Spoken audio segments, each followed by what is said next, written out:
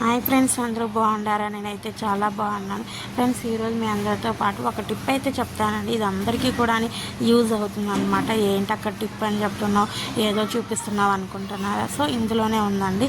అదేంటంటే కనుక పప్పు చేస్తాం కదండి కుక్కర్లో, అది పొంగిపోతూ ఉంటుంది కదండి నీళ్ళు ఎక్కువ వేస్తే. అలా పొంగకుండా ఉండడానికి అయితే ఇలా లిడ్కి ఉంది కదండి, అక్కడైతే కనుక ఆ సరౌండింగ్ మొత్తం కూడా నూనె అనేది అప్లై చేసేయాలన్నమాట.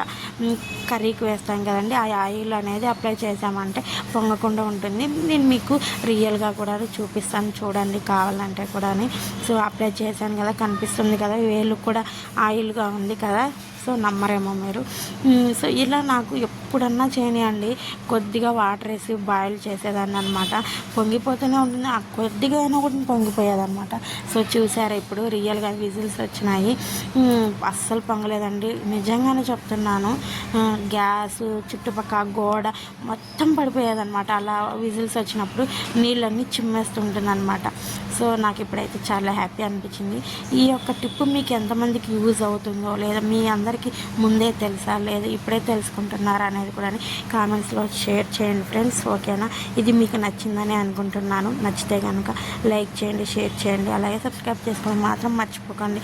ఉంటాను ఫ్రెండ్స్, బాయ్. మళ్ళీ ఈ టిప్ ఎలా ఉందో చెప్పండి కామెంట్స్లో.